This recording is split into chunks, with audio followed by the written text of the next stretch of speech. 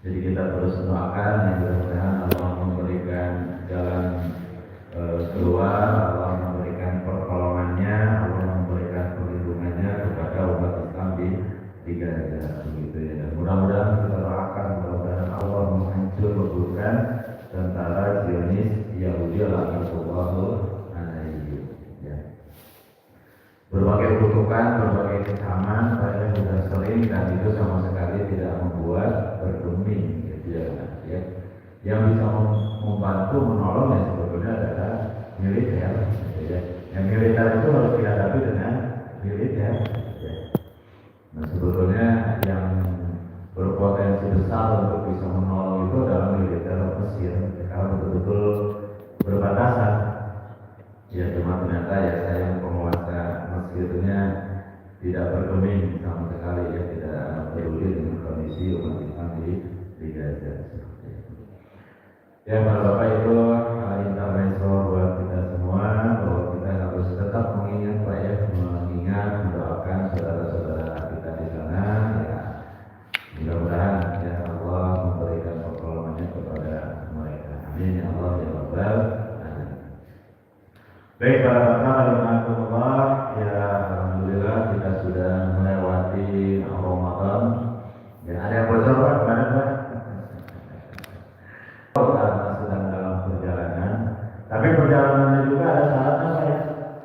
Saya kemarin nggak puasa, kenapa sedang dalam perjalanan? Kemana pasalnya? Boleh ya Pak puasa aja Pak? Jangan kan ke pasalnya Pak ya. Ke Jakarta aja masih tetap harus puasa. Kenapa? Jakarta berapa kira-kira Pak? Kurang lebih 60. Nah itu masih harus ya. Yang boleh tidak berpuasa itu kalau jaraknya sudah di atas 83 km. Kira-kira 80 km dari Asobiri cuma apa? Bandung ya. Nah, kalau dari sini ke Bandung, para bapak melakukan perjalanan mudik misalnya, ya, tidak berpuasa itu boleh. Ustaz, mau tetap puasa lebih baik. Tapi secara hukum, kalau mau tidak berpuasa boleh, karena dalam perjalanan yang memenuhi syarat lebih dari 83 km. Ya. Tapi kalau Ustaz mau tetap berpuasa itu lebih baik. Ya, kenapa? Karena sebetulnya Pak, ya, perjalanan sekarang itu sebetulnya kita betulan perjalanan atau biasanya gimana kalau lagi di perjalanan? Tidur. Kalau dulu Pak, perjalanan 83 km itu ya betul-betul berjalan gitu ya. Betul-betul jalan kaki atau kalau tidak ya menggunakan kota gitu ya, menggunakan kuda dengan jarak 83. Nah sebetulnya kalau kita sekarang Pak, ya judulnya aja perjalanan. Sebetulnya kita lakukan itu baik misalnya naik bis, naik kereta, ya atau bawa kendaraan pribadi gitu. Kalau kita yang mikir gitu ya. Jadi begitu naik bis atau naik kereta, yang kita lakukan adalah tidur. Tapi kondisi perjalanan tidak mempengaruhi hukum, ya artinya apa? Kalau memang mau berbuka boleh ya. Boleh itu bukan berarti harus. Ya cuma hukumnya harus clear dulu, jelas boleh. Nah cuma kalau mau tetap berpuasa itu tentu lebih baik. Demikian sakit. Ustaz, kemarin saya nggak puasa. Kenapa lagi sakit? Sakit apa? Sakit koreng di kaki. Sakit paru di tangan. Boleh kan kira-kira? Nggak puasa karena koreng gitu, karena bisul. Ya, tidak boleh. Jadi sakit di sini itu sakit yang memang kalau berpuasa sakitnya akan bertambah parah. Kalau berpuasa sakitnya akan bertambah parah. Ustaz gimana kalau sakit mah? Justru kalau sakit mah kalau puasa itu malah sembuh. Ya. Kira-kira sakit apa Pak? Yang kalau kita berpuasa tambah parah? Apa misalnya? Ya tadi Pak, di antaranya. Nah tadi ya Pak. Menua, ya itu Pak. Mas lain malah ya Pak. seharian kita bolak-balik ke kamar mandi terus berpuasa, itu malah mudarat kalau kita malah itu boleh. Atau misalnya orang sakit di opname pas diinfus, ya. Kenapa? Karena kalau diinfus atau di opname puasa juga percuma. Kenapa percuma? Ya kasar gitu ya.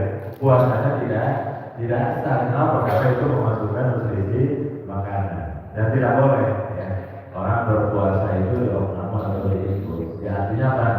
Orang yang di opname atau diinfus itu ya berarti boleh untuk tidak berpuasa. Atau misalnya demam tinggi menggigil, musim pancaroba, panas dingin, meriang, nah itu boleh untuk tidak berpuasa. Nah, tapi ya yang harus dilakukan adalah fa'iddatun min ayyamin ukhra, maka wajib mengqadha, wajib mengganti di hari-hari yang lain. Jadi barangkali gitu ya, ada para bapak yang bocor puasanya, maka ya jangan lupa untuk mengqadha ya, ya. Kecuali tidak puasanya itu karena faktor tidak mampu, karena faktor usia sudah sepuh. Kalau sudah sepuh, ya misalnya ini bapak masih punya orang tua gitu ya, ayah, ibu yang sudah sepuh, ya tak sanggup puasa karena faktor sudah sepuh, sudah renta, sudah lemah, nah maka anda wajib qadha. Ya, tapi wajib apa? Fidyah. Wajibnya mengeluarkan fidyah. Soal miskin, yaitu memberi makan kepada orang miskin. Jadi kalau misalnya hari ini bapak punya orang tua gitu ya, ibu bapak misalnya yang lagi sakit dan sakitnya karena sudah sepuh, nggak puasa, nah jangan lupa Pak dikeluarkan fidyahnya seperti itu, ya, memberi makan kepada orang miskin, ya seperti itu. Nah itu, ya ini barangkali ya yang ada yang bocor atau yang ini, ya itu segera untuk diselesaikan, ya. Nah, dan jangan lupa bapak-bapak yang belum masih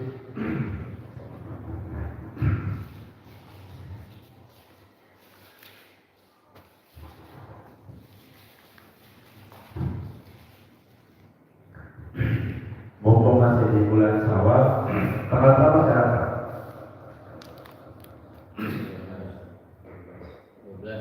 12 ya. Nah masih di bulan Syawal tanggal 12, masih ada sekitar 18 hari lagi yang belum puasa Syawal, itu segera ya untuk melakukan puasa Syawal. Kenapa? Karena ketika kita puasa Ramadan ya 29 atau 30 hari ya disambung dengan puasa Syawal selama 6 hari, pahalanya itu Pak seperti kita berpuasa selama setahun penuh. Kita kalau berpuasa Pak, kalau berpuasa setahun penuh kira-kira bisa apa? Kayaknya kalau kita mah sebulan aja kadang masih ada yang anggap sebagai beban ya. Nah, apalagi setahun. Tapi, nah ini kemana murahan Allah ya, kemana baikan Allah ya. Kita tidak sanggup berpuasa selama setahun, tapi Allah kasih kesempatan dapat pahala puasa selama setahun.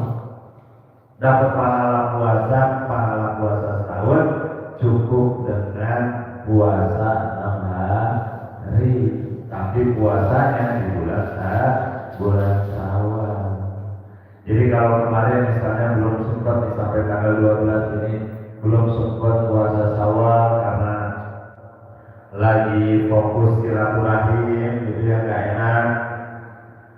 Berkunjung ke sini disuguhin opor gitu ya, berkunjung ke sana disuguhin rendang ya, berkunjung ke sini disuguhin apa ya, macam-macam. Kalau tidak dinikmati gitu ya, tidak kita makan kan tidak enak. Nah maka sekarang selagi semuanya sudah tidak silaturahim lagi secara khusus gitu ya, tidak kesana kemari, sudah mulai bekerja gitu ya, dan lain-lain, maka kesempatan kesempatan bagi yang belum saum Syawal, nah itu bisa segera melaksanakan saum Syawal. Bisa 6 hari berturut-turut, bisa diselang-seling, atau bisa misalnya ngejar Senin Kamisnya, itu bisa. Tapi yang pasti harus 6 hari. Kesempatan ya, kesempatan. Wallahu a'lam ya, apakah kita bisa sampai di Ramadan tahun depan atau di Syawal tahun depan, ya wallahu a'lam. Berarti kita hanya tapi belum tahu, ya belum tentu. Karena Syawal yang masih ada ini ya, silakan dimanfaatkan. Ya. Baik para bapak, rahimahullah, ya tentu kita setelah melakukan puasa Ramadan harus ada refleksi yang harus kita lakukan. Ya. Kenapa? Karena puasa Ramadan itu ada goalnya. Puasa Ramadan itu ada tujuannya. Ada hasil akhir yang tidak dicapai. Apa Pak goal dari puasa? Nah, la'allakum tattaqun, agar kalian bertakwa. Itu adalah goal atau tujuan dari puasa. Nah, sekarang tinggal kita mengukur, Pak. Tinggal kita mengukur, ya, apakah kita sudah menjadi orang yang bertakwa ataukah belum. Nah, itu tinggal kita mengukur, sudah takwa belum, ya. Setidaknya apakah ciri-ciri orang yang bertakwa itu sudah ada pada diri kita atau belum. Kalau ciri-ciri ketakwaan itu sudah ada pada diri kita, berarti insya Allah puasa kita berhasil. Kalau ciri-ciri takwa itu belum ada pada diri kita, ya maka harus bersegera memunculkan ciri-ciri itu pada diri kita. Agar apa? Agar kita layak yang menyadap predikat orang yang bertakwa. Kenapa Pak? Karena al-jannatu uiddat lil muttaqin. Surga itu hanya disediakan untuk orang-orang yang bertakwa. Ya. Nah, ini apa namanya? Refleksi yang harus kita lakukan. Karakter orang bertakwa itu sudah ada atau tidak dalam diri kita. Ya. Takwa itu apa? Kalau anak kecil sering belajar itu takwa itu tak dibawa-bawa. Ya, takwa itu apa? Ya, para ulama menyepakati takwa itu adalah melaksanakan perintah-perintah Allah dan menjauhi larangan-larangan Allah. Itu adalah takwa. Jadi orang yang bertakwa itu orang yang melaksanakan perintah-perintah Allah dan menjauhi larangan-larangan Allah. Kalau secara indikator, secara ciri-ciri, nah ciri-ciri orang bertakwa itu Allah jelaskan dalam surah Al-Baqarah ayat ketiga sampai dengan ayat kelima. Di situ Allah menjelaskan Al-Baqarah. Dalam Al-Baqarah ayat 35 itu menjelaskan ciri-ciri orang yang bertakwa. Maka Pak, Alif Lam Mim, Zalika kitabul la raiba fihi hudal lil muttaqin. Al-Quran ini kitab yang tidak ada keraguan di dalamnya, hudal lil muttaqin, petunjuk bagi orang-orang yang bertakwa. Nah, apa indikator atau ciri-ciri orang bertakwa? Ada dalam kelanjutan ayatnya. Jadi kelanjutan ayatnya itu sedang menjelaskan ciri-ciri orang yang bertakwa. Apa kelanjutan ayatnya? Alladzina yu'minuna bil ghaib, yaitu orang-orang yang beriman kepada perkara-perkara yang gaib. Gaib di sini bukan tidak ada, Pak, ya.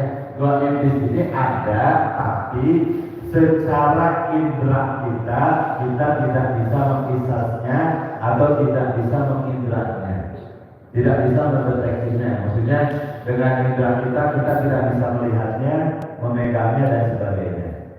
Jadi gaib di sini bukan tidak ada, cuma kita tidak bisa mengindranya. Jadi orang yang beriman kepada perkara yang gaib. Apa perkara yang gaib itu? Contoh perkara yang gaib apa? Bukan luka-luka, buyur, perkiraan, bukan itu apa maksudnya? Perkara-perkara yang gaib ini yang misalnya malaikat, nah itu gaib. Tapi kita harus mengimani. Kenapa? Karena ada dalilnya, ya. Dan dalam surah Al-Qadar itu, ya, tanazzalul malaikah, dan turun para malaikat. Amantu billahi wa malaikatihi, beriman kepada Allah dan malaikat dan sebagainya. Itu adalah malaikat itu termasuk perkara yang gaib, tapi harus kita yakin, iman. Keberadaan jin, nah itu juga harus kita imani, bukan kita beriman kepada jin, bahaya alhamdulillah yang menjadi, gitu ya. Tapi maksudnya keberadaan jin, bahwa jin itu ada, kita harus mempercayai, ya. Apalagi dalam Al-Quran sampai Allah jelaskan, sampai Allah adakan secara khusus satu surah yang namanya surah jin. Ya, itu bercerita tentang jin. Jadi kalau Bapak kepo ingin tahu dunia jin, dari sumbernya langsung dari pencipta jin dan dunia jin, yaitu Allah, itu bisa baca dalam surah Al-Jin tadi, dalam surah Jin. Jadi bukan pola mengira, bukan katanya. Oh jin itu begini, jin itu begitu, itu baru katanya. Tapi kalau dalam Al-Quran, nah itu valid infonya, ya. Bahwa bagaimana ketika ada seseorang yang datang kepada dukun, bertanya sesuatu, dukun itu kemudian manggil jin peliharaannya, si jin peliharaannya ini pergi ke langit, dia mencoba mencari tahu. Kenapa? Karena di langit ada yang namanya kitab Lauhul Mahfuz, yang dalam kitab Lauhul Mahfuz itu semua perkara itu ada infonya. Tapi begitu nyampe di langit, jin itu hanya memperoleh ya lemparan panah berapi, dia tidak dapat memperoleh info apa-apa di sana. Akhirnya dia balik lagi kepada majikannya. Apa yang dilakukan oleh si jin dikibul kepada majikannya. Jadi majikannya sendiri si dukun itu dikibulin, ya. Nah, Rasul menyampaikan dari 100 yang disampaikan oleh jin, yang benar cuma 1. Itu pun kebetulan benar, bukan karena si jin itu tak tahu. Wah, akhirnya si dukun ini karena sudah dapat laporan dari si jin, menyampaikan hasil kibulan dari si jin itu ke pasiennya, ke klien. Oh ini begini, ya udah, jadilah sesat dan menyesatkan. Nah, makanya alhamdulillah jangan sampai datang ke dukun Pak, sudah mau musyrik, 40 hari sholat kita tidak diterima, dosanya tidak diampuni, udah gitu kita jadi orang yang bodoh Pak, dikibulin sama jin. Ya cuma dapat info yang berupa kibulan dari jin, ya seperti itu. Nah itu proses itu ada, ya dalam surah jin. Perkara-perkara baik. Alladzina yu'minuna bil ghaib. Terus Pak, apa lagi? Nah, melaksanakan sholat, mendirikan sholat.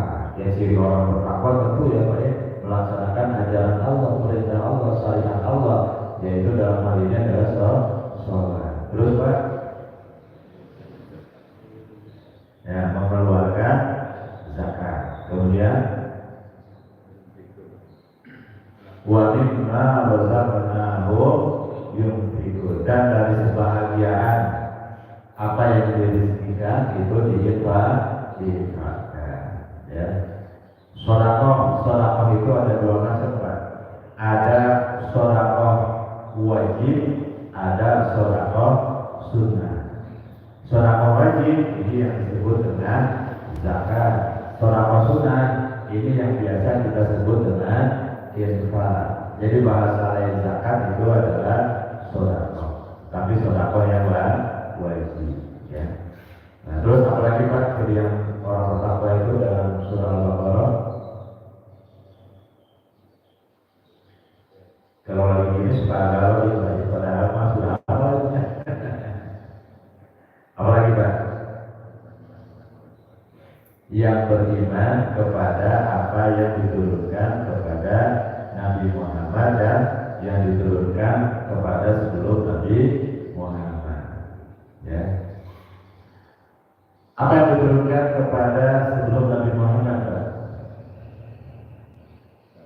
Ya, suhuf dan kitab. Kalau kepada Nabi Ibrahim itu berupa suhuf Ibrahim wa Musa. Suhuf itu apa? Suhuf itu adalah lembaran-lembaran suci. Nah, ada Zabur diturunkan kepada Nabi Daud. Ya, ada Taurat diturunkan kepada Nabi Musa. Ada Injil diturunkan kepada Nabi Isa alaihissalam. Nah, ini yang diturunkan kepada sebelum Nabi Muhammad Shallallahu Alaihi Wasallam. Hanya Pak beriman kepada suhuf Ibrahim, Zabur, Taurat, Injil, itu kita hanya wajib mengimani Allah pernah menurunkan kitab-kitab dan suhuf tersebut tanpa wajib kita tanpa wajib melaksanakan isinya. Kenapa? Karena isi Zabur, Taurat, Injil itu nggak berlaku buat kita. Itu berlaku untuk umat Nabi yang bersangkutan. Kenapa?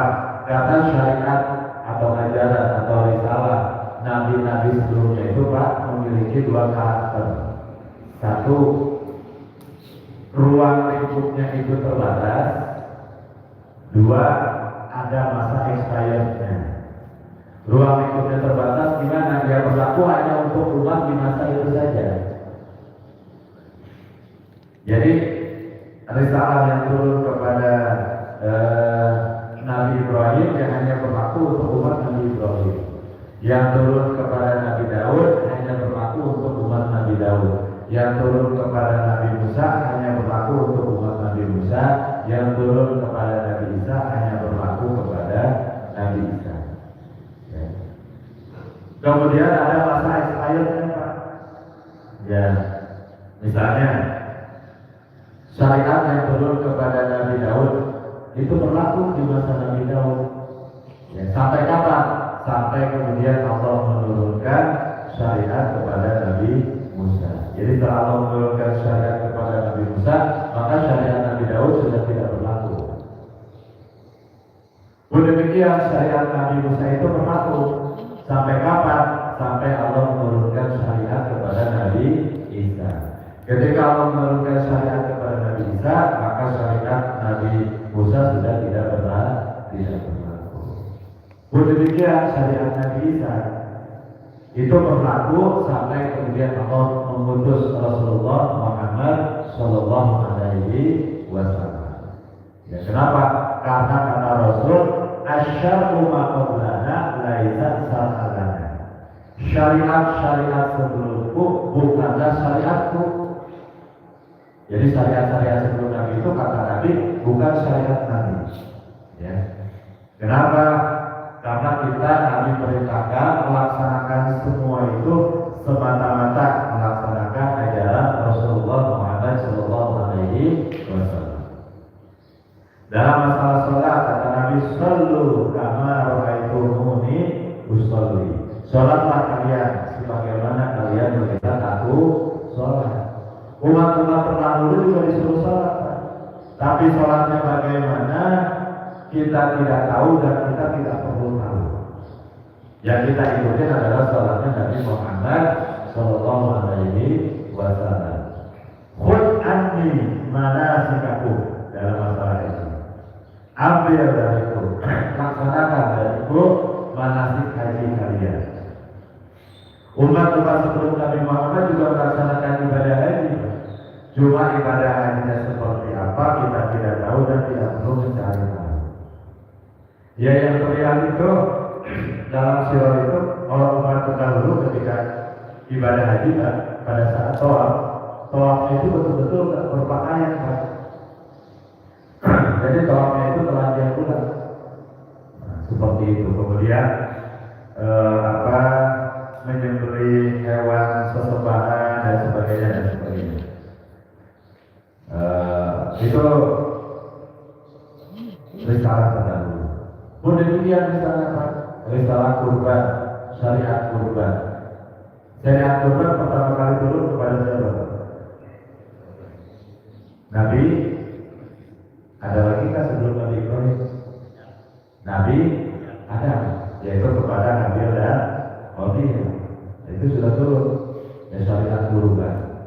Kemudian turun juga kepada Nabi Ibrahim. Nah, ketika kita hari ini melaksanakan kurban, kita melaksanakan syariat kurbannya Rasulullah Muhammad SAW. Kalau syariat kurbannya di zaman Nabi Adam itu boleh Pak, kurban itu pakai hasil tanaman terbaik, buah-buahan dan sebagainya. Di zaman Nabi Ibrahim Pak, syariat kurbannya gimana? Kalau kita melaksanakan syariat kurbannya Nabi Ibrahim Pak, Bapak ada nggak kira-kira? Yang disembelih siapa Bapak? Ya, seperti itu. Pun demikian misalnya syariat kita, Nabi Ibrahim juga dulu cerita Pak. Nabi Ibrahim tadi ceritanya di usia 83 tahun Pak. Bapak berapa tahun usia? Oh 69. Nah kalau ikuti syariat kitanya Nabi Ibrahim belum kita Pak. Nanti usia 83 Pak. Dan Nabi Ibrahim itu ceritanya pakai kapak berapa ya? Pakai kapak. Ustaz kenapa pakai kapak? Habis semua dong. Enggak. Kenapa? Karena Nabi Ibrahim itu tingginya masih seperti tinggi Nabi Adam alaihissalam. Di awal penciptaan manusia itu tingginya 60 hasta. 60 hasta itu satu lengannya orang Arab. Kurang lebih 45 cm. 45 cm kali 60 berapa Pak? Bapak Ibu ini. Berapa?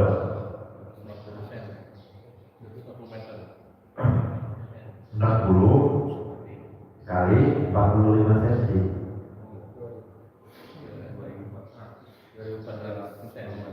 Kurang lebih Pak 27,5 meter. Itu tinggi kita Pak. Nabi Adam segitu Pak. Sampai Nabi Ibrahim masih segitu. Nah dari zaman Nabi Ibrahim terus mengecil Pak. Terus mengecil sampai setinggi kita ini. Kenapa mengecil Pak? Kekuasaan Allah Pak. Planet buminya ya segini-gini yang nambahin. Kalau orangnya oleh Allah nggak dikecilin, cukup Pak kira-kira. Astagfirullah, mungkin cuma ujung jari aja. Ya. Ya. Apa itu nuansa comas? Mungkin cuma cukup satu keluarga. Kita bayangin Pak, kalau oleh Allah nggak dikecilin ukuran besar-besar Pak kita ukuran bumi. Nah kita balik lagi bahas syariat Nabi Ibrahim tadi. Kenapa Nabi Ibrahim ditanda pakai kapak? Ya mohon maaf. Mungkin alam kitanya seperti musola ini Pak. Gitu ya. Ini bukan jorok ya bagi haji gitu ya. Nah kenapa pakai kapak? Jadi kalau Bapak mau ngikutin syariat kitanya Nabi Ibrahim, pakai kapak lagi. Ya. Nah demikian puasa. Ya jelas kama kutiba alal ladzina min qablikum, sebagaimana telah diwajibkan atas orang-orang sebelum kalian. Nah, puasa umat-umat terdahulu bagaimana kita tidak tahu dan tidak perlu mencari tahu. Ya. Nah, kemudian apalagi Pak ciri yang keenam dari orang bertakwa dalam surah Al-Baqarah tadi, beriman kepada hari kiamat. Mengimani hari kiamat. Ya, jadi itu ciri-ciri atau indikator orang beriman, orang bertakwa yang ada dalam surah Al-Baqarah. Nah, jika itu ada nggak dalam diri kita, itu menjadi indikator ketakwaan. Ya, beriman kepada hari kiamat. Ya. Pada hari kiamat, Pak, masya Allah, ya semua kita akan menghadapinya, akan memasukinya, siap gak siap, mau gak mau, takut gak takut, termasuk orang yang percaya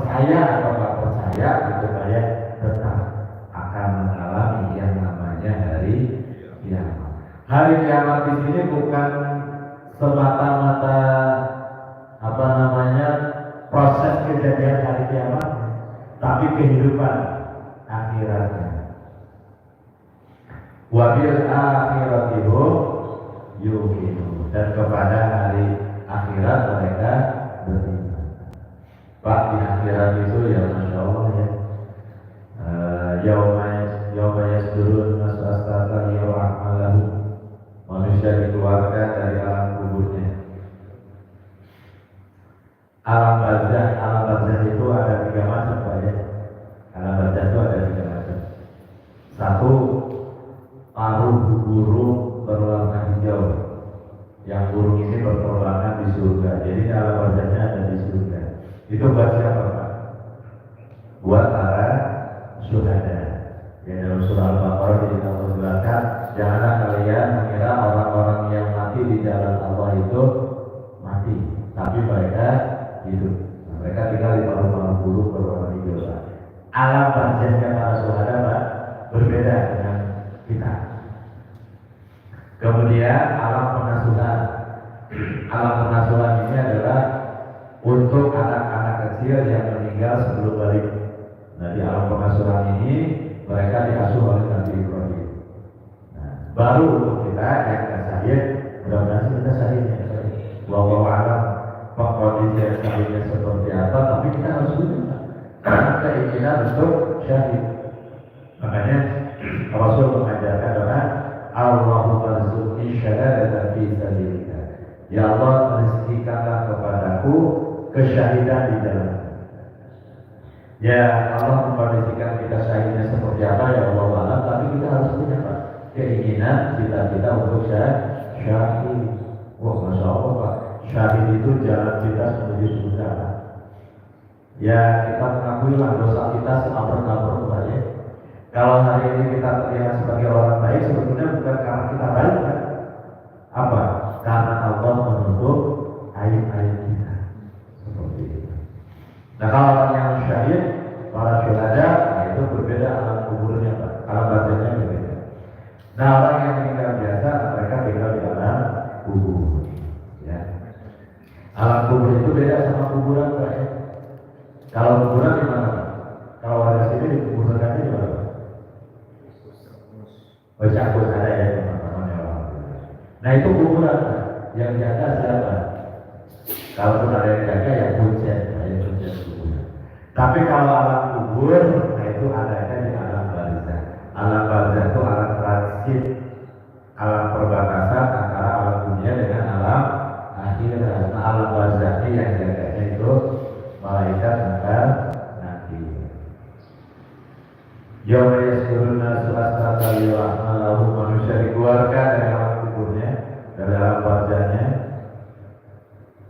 kemudian dikumpulkan di sebuah tempat yang namanya pada mahsyar. Ya.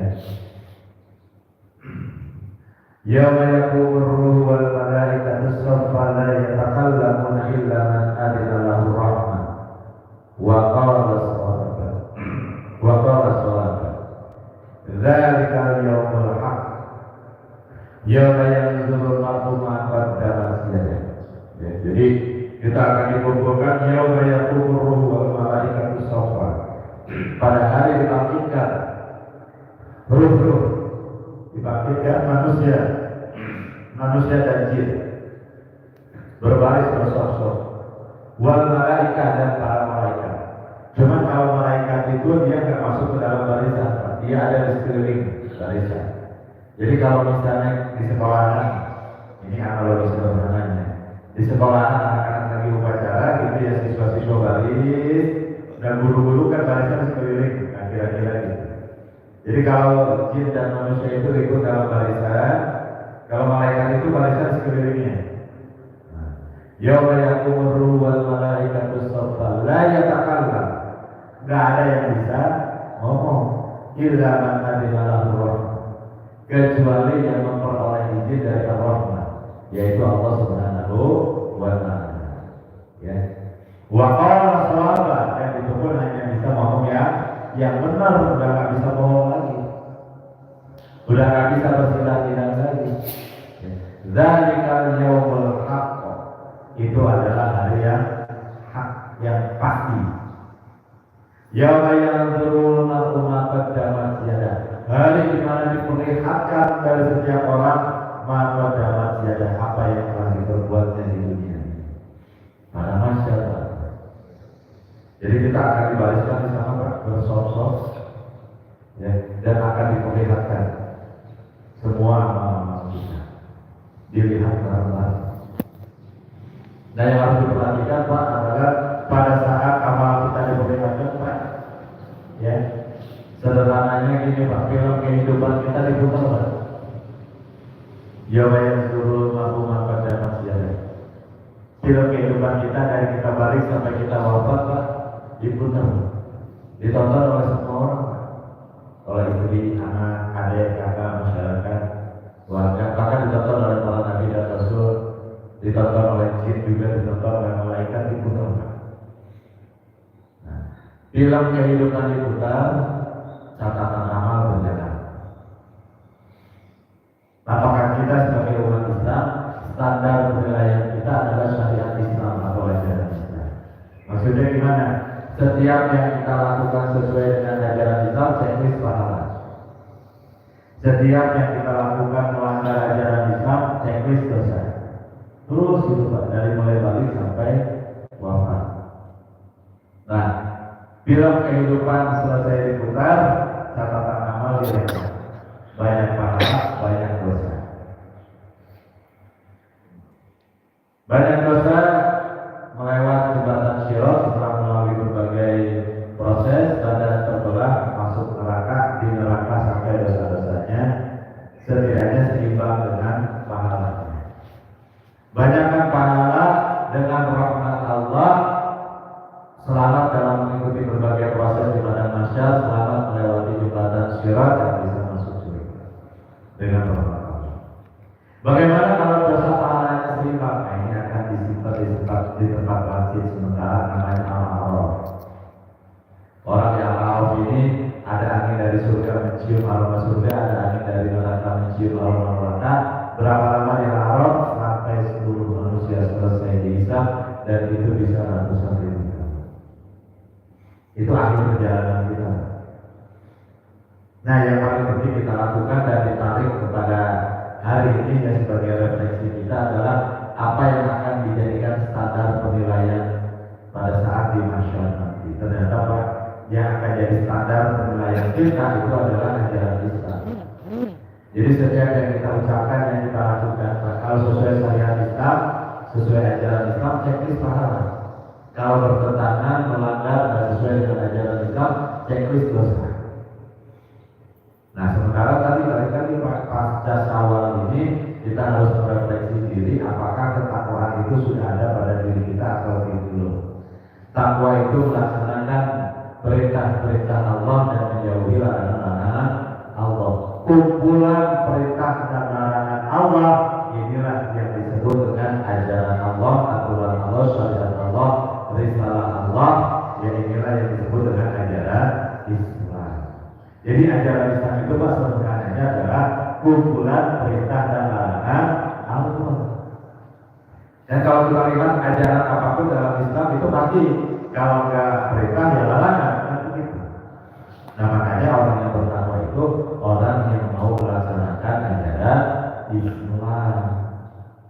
Ya, jadi indikator orang bertakwa itu adalah orang yang mau melaksanakan ajaran Islam. Tentu ketika melaksanakan ajaran Islam tidak sepotong-sepotong, tidak setengah-setengah. Yang Allah perintahkan, ya ayyuhalladzina amanu dkhulu fis-silmi kafah. Wahai orang-orang yang beriman, masuklah kalian, laksanakanlah oleh kalian Islam itu secara keseluruhan.